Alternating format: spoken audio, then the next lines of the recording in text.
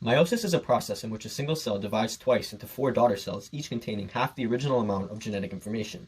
These cells are our sperm cells and egg cells, or in other words, our gametes, so pretty much just our sex cells. This process often gets confused with mitosis, but they're two very different things. Mitosis has to do with body cells, and it only divides into two daughter cells compared to four. But for now, we're just going to focus on meiosis. So meiosis can be broken down into stages. Interphase, prophase 1, metaphase 1, anaphase 1, telophase 1, and cytokinesis, prophase 2, metaphase 2, anaphase 2, and telophase 2, and cytokinesis. So there, as you can see, there's a lot of stages, but I'm going to be showing examples of each stage and breaking them down using the pipe cleaners that we have here. So let's get into it. So first off, we start with interphase. This stage allows for the cell to prepare itself for meiosis, and it starts off with doubling the amount of chromosomes that the cell has. So if we double these right here,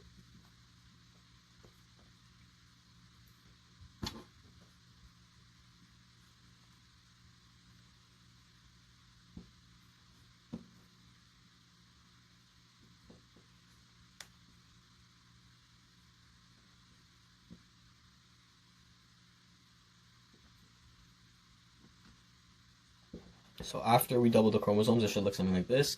And this phase is also known as the S phase, with the S standing for synthesis. Okay, so now we move on to prophase 1, which is the longest stage of meiosis. And in this stage, the homologous pairs condense and line up next to one another.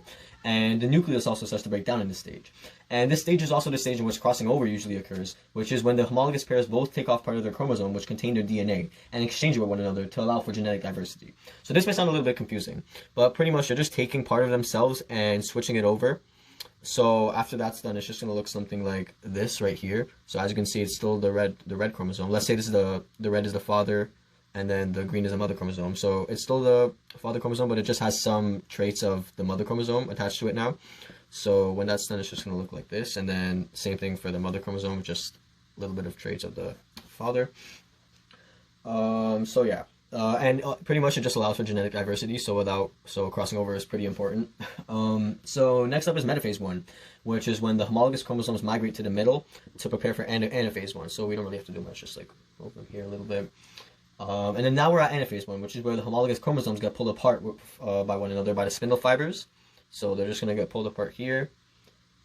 And then this brings us along to telophase 1, which is when the two new nuclei form around both the chromosomes, which will eventually result in two new cells. And now we get to cytokinesis, which is the final stage of meiosis 1.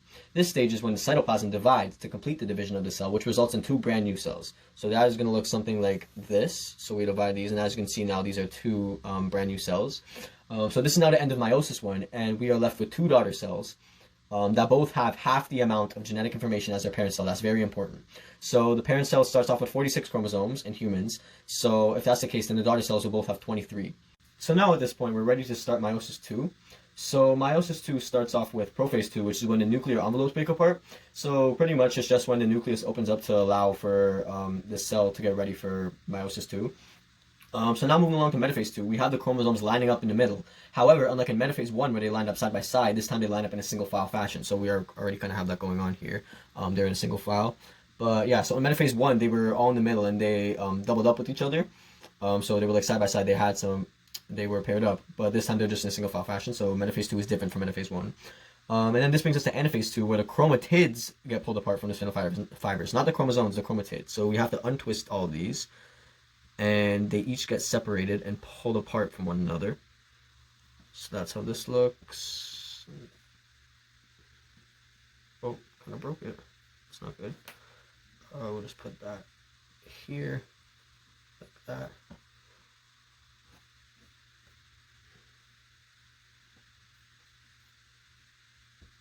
Okay, so now the chromatids are pulled apart from one another. We'll just organize this over here.